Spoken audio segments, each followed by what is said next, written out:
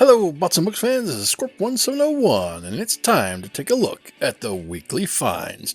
Now, if you're new to this segment, this is a week-long toy hunt that I do, where I go around to all these various stores, and when I find something cool and interesting, I take a picture of it, and at the end of the week, I compile all the pictures together, and we can see what we got. And I like to start off by looking at those adorable little pups, but unfortunately, I didn't find any pups this week, so what we'll do is we'll start off by taking a look at this awesome thing I found at Target. It is the Batman Beyond Batarang replica. Now, it's okay. It's like black and it's nice and wide and you could throw it, I guess. But the thing that bothers me about this is it's blue. I don't know why they decided to go with it blue. The Batman Beyond Batarang was red on the wings, but I think he did use a blue one like maybe once or twice. It was a special one, but I don't know. And if you get this, it's not going to be too much of a hassle, I suppose, to color the wings red if you're so inclined. But anyway, if you're looking for this, it's at Target. For Star Wars, I found this interesting box set at Walmart, and I'm not exactly sure what they were thinking. I think maybe the factory had some extra toys left over and they decided, well, let's just throw it all in one big box, because I don't think these guys go together. But anyway, you have the Mandalorian, you have Grogu, you have a Death Trooper, you have Luke, Vader, and Rey. So I don't know, it's a lot of favorite characters, I guess. I'm not really sure about the Imperial Death Trooper, but all the other ones I've heard of and like. So, yeah, if you're looking for this weird assortment of Star Wars figure, try your Walmart. For Masters of the Universe Origins this week, down the clearance aisle, I found the awesome Battle Cat on clearance for $9. Wow, $9 off. This thing was like $25 originally.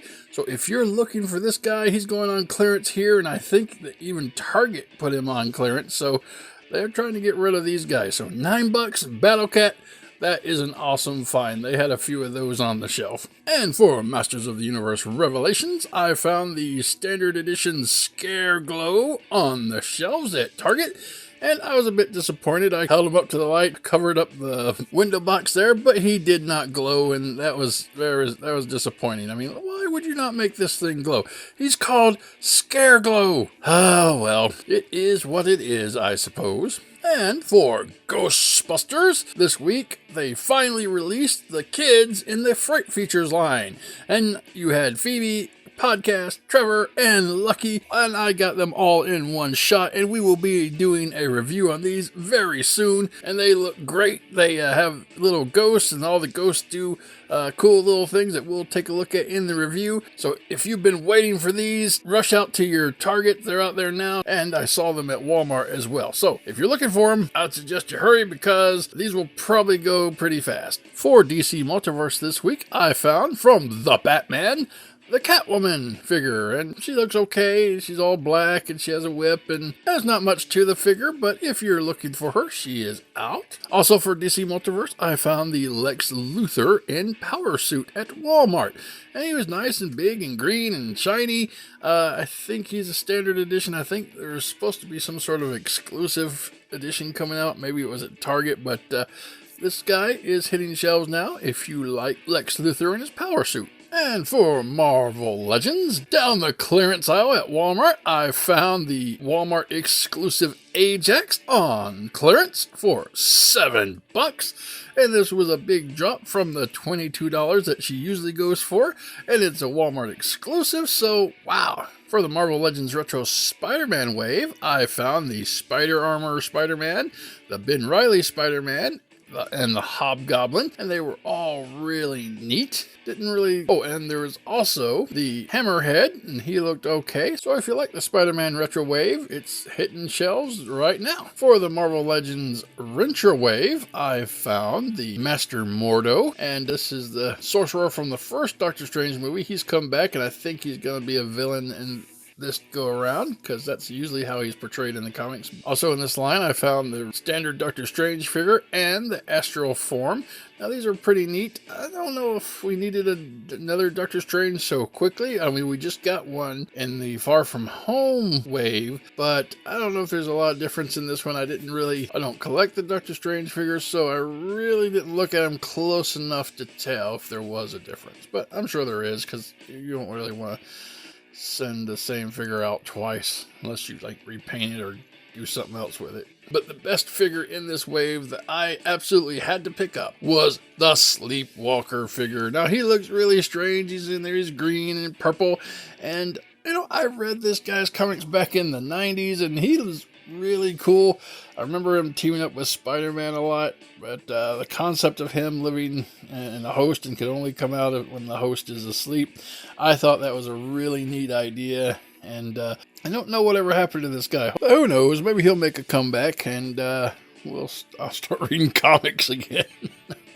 And one of the best things I found this week was a shipment from the Chosen Prime, and they finally delivered to me the Super 7 Thundercats Jaga, and I love this thing. And if you have not already, take a look at my review of Jaga, and you can see just how cool this thing is, and what he can do, and what he comes with, and all this other stuff. And I love having people watch my reviews, so shameful self-promotion.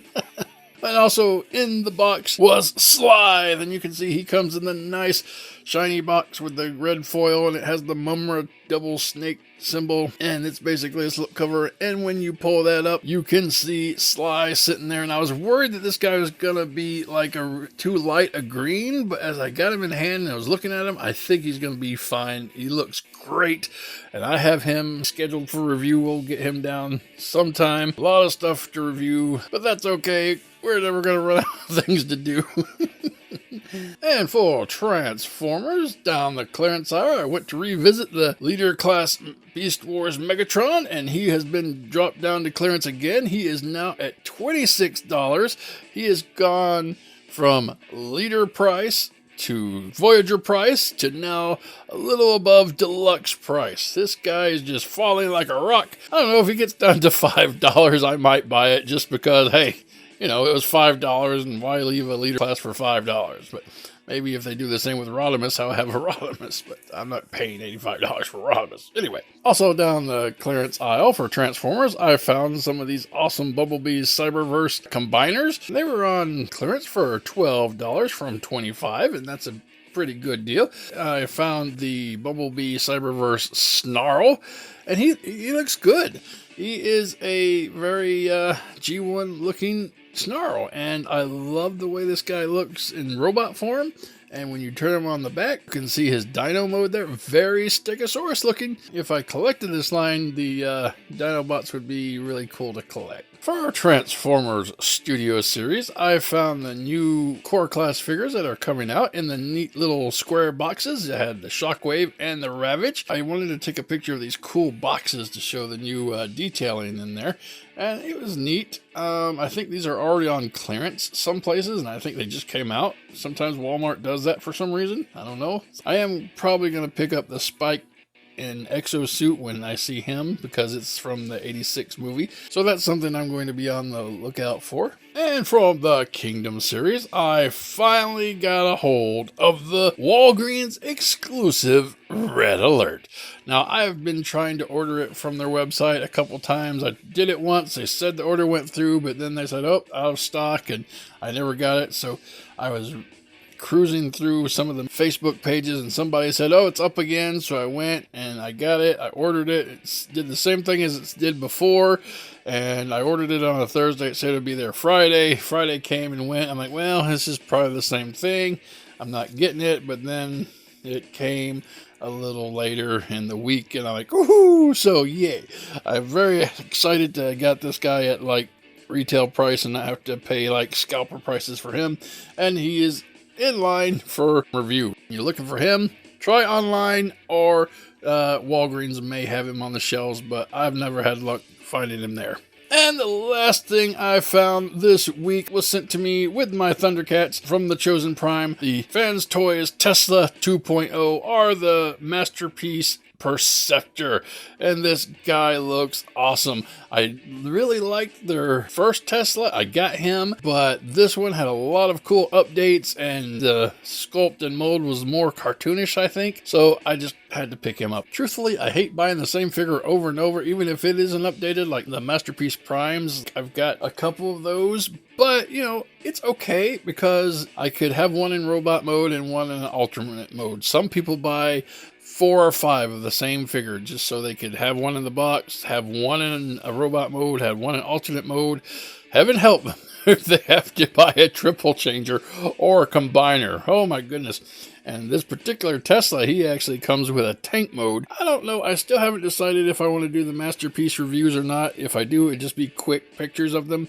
But I'm leaning towards it if I ever have the time. So that's it, guys. That is the weekly finds. Hopefully, I found something that you found interesting. And if you're looking for any of these toys, they should be on the shelves right now. And happy hunting. So thank you very much for watching my video.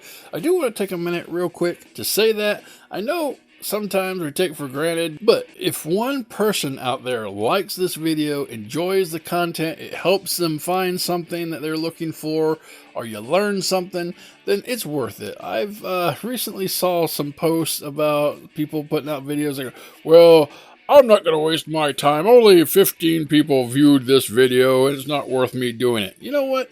If that's the case, I would suggest don't do it, because there has to be more than, you know, just trying to make money off this. I mean, some people can and some people do, and I'm not bashing that. I mean, if you've got to a point where you can make money off of this, then good. Now, I hope you succeed and do whatever you want, but for my personal feeling, and it could just be because I don't make money off of this, is it's a hobby, but it's a hobby I love, and I love bringing this content to you guys. I love finding the content, and I love talking about it.